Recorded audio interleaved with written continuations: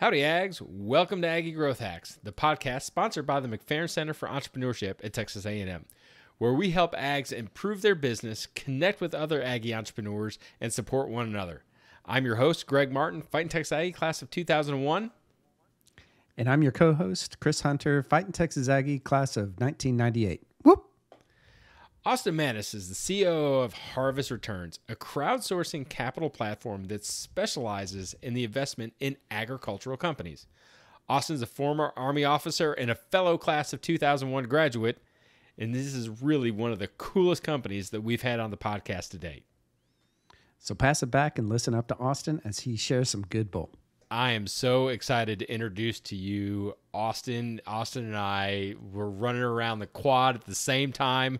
It's nice to have a Fighting Texas A class of 2001 alumni fellow here. So suck it up, Chris. Sorry about that. But no, seriously, Austin, thank you so much for joining us. Really appreciate you joining us today.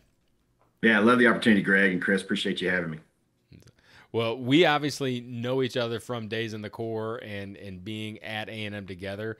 We always think A&M is such a special place, but what do you think is so special, and what do you miss about not being a student at A&M?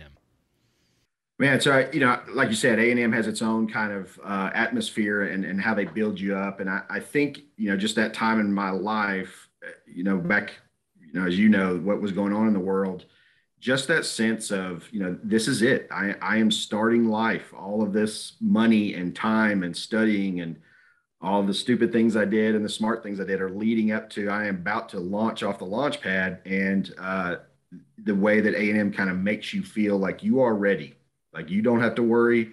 If you stumble, there's somebody out there wearing that ring just like you. And so that kind of sense of hope that's about to happen for you. I kind of miss that, you get older and sometimes you get a little beat up in the face. And so I miss those days where you feel that sense of hopefulness and excitement. Love it. Absolutely love it.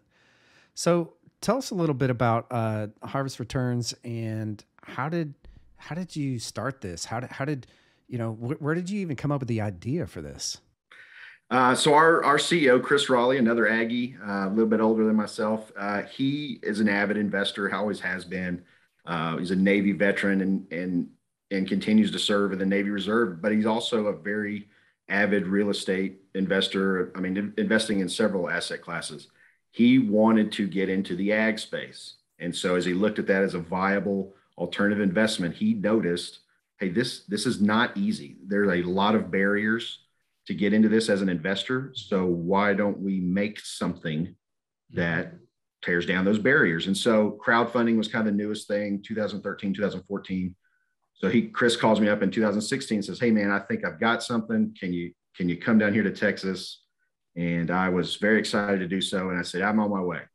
And so we started up a online crowdfunding site specifically for equity and debt investments into agriculture. Ag businesses, ag tech, anything that touches agriculture. We wanted to know what it's about and see if we could get it in front of investors. And so we connect self-directed investors at a low minimum investment to quality ag deals that wouldn't otherwise have access to that capital.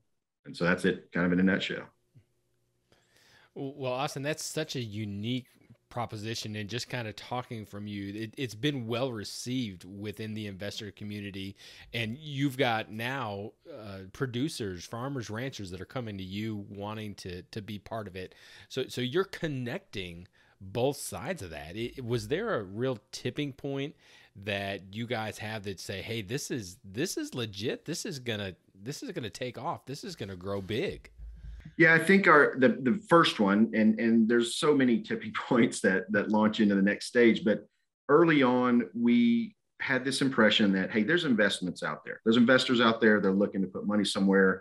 We'll just let them know in our kind of normal marketing plan that we've got something. I think we're really going to have to spend some time and energy selling our idea, selling our concept to ag producers, because if you've met a farmer, especially one a generation or two older than you, they're not so keen on just changing the way they've done things for 20, 30 years. So we assumed wrongfully that was going to be the hard part. And what we found as we started to raise money for projects, and then we would talk about those projects on social media or, specifically in Twitter, we found a lot of farmers on Twitter that they really want to know what we're doing and they want a piece of it. And so then the farmers came at us at a volume that we could just not handle. They came at us so fast and hard that we had to tell them, hey, I'll get to you when I can. I've got 30 other deals today that I've got to process. And it was like, the line out the door kind of thing. And so we found that, that tipping point was, oh crap, I've really now got to spend a lot of time finding these investors out there. I got to spend the money, the effort, get our name out there, get in front of people, go to conferences and find the people that are looking for quality deals, because we have found them. They have found us. So that was a big, lesson learned, a big tipping point that set us in the right direction. So what kind of deals are we talking about? I'm not into investment and all that kind of stuff. Ag investing. Ag investing, what are we talking about here? So basically, just imagine a farmer, and most people, when they think of a farmer, they see him on TV. Hey, I'm growing thousands of acres of corn in Iowa, and folks like that do have a way to find financing. What the farmers that we kind of typically discuss, raising capital with, are people like, hey, I am a 30-year-old entrepreneur. I have found this warehouse space in downtown Omaha, and I want to put an indoor farm in there so I can serve all the restaurants. So a little bit more of that farm to table kind of aspect. I need capital to buy this very sophisticated equipment. I need capital to hire staff. I am willing to give up a piece of my farm for your investment. And so we work with them, we package it. And so we present it to investors on our site saying, hey, you come in, $5,000, $10,000, you can buy a piece of this farm. And then that farmer's then going to take that capital, build his dream, get his business going, go through the ups and downs, pay some dividends, exit you out in a way, whatever the plan is. So that's basically like kind of the life cycle of what I say a deal. So we were finding these ag producers, these entrepreneurs or experienced farmers that were just like, hey, look, if you give me $500,000, I can change the world. I can change things for my family. I can make my business grow. I can serve the community. This is what I need to do it. And so we said, yes, we're going to figure out where that money's coming from. We're going to find it. And we're going to get it to you somehow. Interesting. That is so cool. What's the biggest challenge that you're facing today, and how are you hacking it? Ooh, we've got a few challenges. I would say on the regulatory side, that I think, whatever business you're in, you're going to face that. And you got to walk that minefield smartly, not haphazardly. And so when you're raising money, when you're selling equities, you got to be careful that you're doing it in compliance with SEC regulations. The IRS, of course, is going to want theirs. So you got to be careful about that. And you got to know how to walk through that minefield. And so the best way that we found to do that is just surround yourself with the people that know what they're talking about. We've got a stellar accountant on our staff that is obviously keeping an eye on that. We reach out to other people in our network and just help us understand, hey, where am I going to hurt myself? This is a powerful tool that we're wielding. So I'd say, leveraging your network is always going to be the answer to, the best hack, I think, is just understanding, what you can get trapped in. And the last thing you want to do is get a phone call from a government agency saying, hey, we're interested in what you're doing. Like, oh no. No. So you want to avoid nothing those going on here. Yeah. So nothing to see here, but we strive to make sure and it's for our investors' benefit and for our farmers' benefits, that we must take those steps to ensure that we're de-risking them in that regard, that they don't find themselves in an audit that can slow their business down, or find themselves on the wrong end of a Senate hearing or something like that. So that is one of our biggest challenges, is to find, not only how to be compliant, but also operate and have enough maneuver space to go, hey, I want to do this. This makes sense. It makes sense for this business. And I don't want the regulation to be the thing that's choking the growth of this company or the future of this investment. So we stay up on regulations as much as we can. We're constantly in researching what's the next thing. We're listening to what's coming out of Capitol Hill. We're tied in with the networks in our own industry, and of course our Aggie network that help us stay abreast of all that. Well, Austin, this is a really unique space that you guys play in, because in some ways you are very much in the technology world and in applying, raising capital in a way that's really unique, especially when you're talking about from an agricultural investment. But then you're also in the ag world, and there has been so much change in the ag world and not to get political or anything, but I mean, GMOs and land ownership and all that stuff. So those are two industries that are both rapidly changing, and you're right smack dab in the middle of them. So good job, Thank you. Staying on your toes. But seriously, I mean, from your perspective, in either one of those industries, is there major shifts that you see coming forward in the next 5-10 years? And then how is Harvest Returns positioning themselves to deal with that and to help the investors, help the producers? Yeah, great question. Obviously, in the tech space, anybody that's turned on a television, you're going to see that it doesn't matter what industry that's touching is going to change. The second you learned how to use this new program on your computer, it's already out of date, and you got to get a new one. So that everybody's dealt with that. Apps on your phone. The second you're comfortable with it, it's out of date. Buy a new phone. That is absolutely true in both tech and ag tech. There are people out there with amazing inventive abilities that are coming up with ways for farmers to better do something. And so in that space, when I typically talk to one of those sponsors that are trying to raise capital, when they're coming at us with this, hey, I've got this idea, I've got the patent, I've got all the technology, I've figured it out. Cool. Tell me how that's going to turn into an ROI for a farmer. As in, if he's going to buy your technology, how is that going to translate into him feeding his family more, having a better life, et cetera? You may be saving the earth. That's great. You may be making something very efficient. That's awesome. If it doesn't turn into a specific ROI for the farmer, he or she will not be interested in it. So that's usually how the conversation starts. And so it's like, I don't want to crush people's dreams, but I've got to get them pointed in the direction. Hey, look, investors are going to ask you these tough questions. We want to make sure you're armed with that. So when you're raising capital in the ag tech space, that's the first question a money person is going to ask. And so trying to keep up with those, what is the trend happening in ag? Well, if consumers want grass-fed beef, producers are going to make grass-fed beef. It's not hard. So what is the tech that's going to provide that? Is it, special fencing? Is it special ear tags? Is it GPS guided satellites that are showing you the thermal, changes on the grass? All those things are great. Tell me how it fits an ROI for a farmer that's going to spend the money for that technology. So cool. Right. So let me ask, right?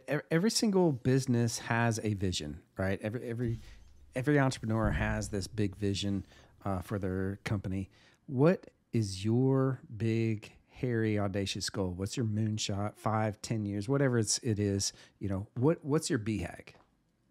Great question. And I'll tie it into the last one on kind of the trends. What we see in the equity space, if you're a company that's selling your own equity in your company or like us, we're raising for others, is the hard part when talking with an investor, especially in the ag space, is liquidity. So I'm going to put my money and you're going to lock it up for 3 years. Come on, man. I'm going to need to buy a sailboat, or maybe my kids are going to need to go to college. I'm going to need that cash. So that's always a sticking point. And so the thing that's out there that's maturing, it's very immature right now, is what we call the ATS, the alternative trading systems. So this will allow, if you have a share in a company, a private equity kind of arrangement, and you're locked up, you will have the opportunity to offer that for sale, basically auction style, on one of these systems. And so we are absolutely looking into that to see how are we going to offer this to our investors, not only our investors, but other investors that aren't even on our platform, that are in deals that we did not initiate. So this is a trend that's going to happen. The big players in the crowdfunding space are already, got coders building systems and working through the regulatory requirements. So this will offer huge capabilities to platforms like ours, where if you just need to get your cash back, and maybe you don't get back everything you put in, but maybe you get close, or maybe you get way more back because all of a sudden it's a fad and people just want to have a piece of a grass-fed cattle ranch and you got it, And now you can sell your share that was going to be locked up for 5 years. Now you can sell it 12 months after you bought it. So this is a huge thing in the crowdfunding space. We are absolutely all over it. And our big audacious goal there is if people want a piece of the ag world, and it doesn't just mean in the United States, we've got farms we've worked with all over the world. If you want a piece of the ag space, which most people will tell you you should have, you need to come to us because we have the alternative trading system that allows you to shop Amazon style for, hey, I like that vineyard. Hey, I like that elderberry farm. Hey, I like that grass-fed cattle ranch. Hey, I like that indoor hydroponic tomato restaurant in Omaha. Whatever. We want to be that marketplace for people to find that. And so that's our big one. That's our big goal. Awesome. Maybe this is wrong, but it sounds like you're building a stock exchange for private companies for non-listed stock. And you said it earlier, Greg, about like how sophisticated we are. When you take the 10,000 foot step back and look at us, we're online electronic syndication. We use the word crowdfunding because that's the cool term everybody uses, but we're not doing anything out of the ordinary. And there's other platforms that have stood up specifically in the ag space that are doing very well also. But exactly like you said, once in this private equity world that it will start to behave like a mini micro nano version of the New York Stock Exchange. It could be specifically for a flavor, like it could be an alternative investment like ag or oil and gas, real estate, anything that has a longer term hold on your investment. This ATS thing is going to be huge. And there's plenty of investments out there that are short term that you can kind of get in and out of them in 3 to 6 months. If you're out there investing in real estate crowdfunding sites, there's people that are flipping deals, 90-day, 180 deals. And that's great. It's for those of us that have these longer term biology driven deals that this system is going to be amazing for. That is really, I mean, that's a game changer because I think that system, not only from the ag world, but can really help and change a lot of the way that a lot of entrepreneurs look at funding and raising capital. Okay, Austin, back with the lightning round. Really simple. One rule. You just got to answer the question in 1 minute or less. Okay. All right. And go. No. So tell us, what's your favorite hack? This could be a personal hack. This could be a business hack. What's something that you get a lot of productivity from and we need to learn about? I think that the thing that makes me or saves me a lot of time in life is I never do one thing at a time. I learned this in my Army time. Some senior officers told me about how to do it. Always be doing two things at once. If you're walking to the kitchen, make sure you're carrying a plate. Do two things at the same time. If you are emailing a sponsor, make sure you're asking him two questions. If you are traveling to a conference, make sure you're also meeting with some of your network. Do two things at one time. That, do the math means it's saving you 50% of your daily time. I wish I could do two things at the same time while I sleep, but if I can sleep and make money at the same time, that's another life goal. Well, isn't that what your platform does, right? That's what we hope. Yep. That's awesome. So next question. What's your favorite advice that you've ever been given? And bonus points if you tell us how you applied it. Oh my goodness. Well, Aggies, you always learn, hey, you never lie, cheat, or steal. And I remember a senior officer telling me once when I was a young platoon leader, anytime you come back to the office, go through the motor pool. Because when your boss asks you, hey, where you been? Sir, I was at the motor pool. So stick to that always, never lie, cheat, or steal. And it's your reputation, And so, while that may be a hack on how to stay honest, don't let yourself on the trap of being dishonest. That will find you out. Austin, we believe that every person, every entrepreneur has a superpower. What's yours? Oh my gosh. Calmness. I don't know if that's a superpower, but there are going to be things that you got to pull your hair out. You're freaking out. And sometimes you just got to take a huge deep breath, let the dust settle for a second, assess, and then make your decision. You're going to have those moments of freak out moments. Don't let them rule your world. Own them, and then make a sound decision. So yeah, I say I've been able to do that. And this has been an interesting ride, but yeah, just sometimes just take a step, take a breath, drink some water, and then come back at it with a clear head. That'll keep you from hurting yourself. Love it. So, Austin, what gets you out of bed and excited about Harvest Returns? Overall, I guess since the idea came up, I was excited about how we were going to, at whatever level, help the ag community get access to capital. I like that it helps on the inclusiveness side with the investors, letting people play, that wouldn't necessarily have that chance otherwise. But I grew up in the country. I grew up around farmers, and these are the people that feed the world. They are a guy at a conference I heard recently say, "You are the silent army that feeds the universe."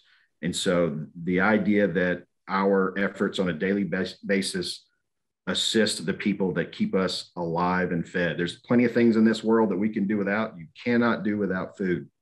So that excites me to get up and be a part of that industry. Well, Austin, you've shared so much value, and this has been such a unique conversation. And Harvest Returns is a fast-growing company. What are some things that we can help you out with right now? And then how do we get in touch with you? Oh, gosh. Yeah, I mean, we're always in need of something. If you grow, you need something, especially in the Aggie network. We just want to help kind of educate the investor population out there. There are people out there that are already self-directed investors, and they're looking for something like us. There's plenty of people out there that should be investing. It's the smart thing to do for your wealth and for your children. We really want to help educate the investor community, and let people know, like, hey, you don't have to just hand your money to someone and let them manage it for you. If you need that, please do. But you should look at how can you affect the food system, the supply chain problems. How can you make money off doing that and expanding your retirement income? So we really, we'd always use the help, being able to reach out into places and say, hey, look, let us help you educate you. Let us teach you about the ag community. We still have very intelligent people, rich people, wealthy people calling into us and asking, why do I need to invest in cattle? Can I not just go buy my hamburger meat down at the local HEB? That's a problem. If that's what you think, that's a problem. And we need to reconnect how consumers understand their food system. A great way to do that is investing in your food system. And so that would be very helpful to us to kind of continue to grow that education and that understanding of investing in agriculture. Best way to get a hold of us, for sure, all of our social media, Facebooks and Instagrams and LinkedIn's, for harvestreturns.com is just, one-stop shop of ag information. So, for sure you can find us there. Well, Austin, thank you so much for really coming on and talking about something that before we had reconnected, I didn't even know existed. And really to be able to say, this is so cool for you to take technology and ag and then kind of blend them together and do that in a way that supports and grows something that is super critical to us. So thank you for sharing your wisdom today. Yeah, thanks you guys for having me. I appreciate it. Well, how about that, Ags? Was that pretty cool or what? There were some super valuable hacks that Austin shared with us. What was your favorite one, Greg? Well, what a cool company. I mean, something that I never would have even thought that you could do. Yeah. And Austin and his co-founder are making it happen. A couple things that Austin said that really stuck with me. Number one was to leverage your network. And obviously, as they are growing, both from attracting the ranchers, farmers, and producers, but then also attracting the investors, you've got to leverage that network in order to be able to connect both of them in the meaningful way. Yeah. But how cool is that is something that can be applied to every business. I mean, that's why we have Aggie Growth Hacks, is to connect the Aggie Entrepreneur Network to be able to support and help one another. And so when he said that really resonated a whole heck of a lot with me. What about you? Absolutely. So the thing that stuck out for me was surrounding the Aggie Code of Honor, right? Never lie, cheat, or steal. How he was told to go, and I'm laughing here because it cracked me up. When someone asks you where you were, say, well, I was at the motor pool, right? So every time that you walk back to your shop or wherever to walk through the motor pool, Technically, that's not lying, right? But that just cracked me up.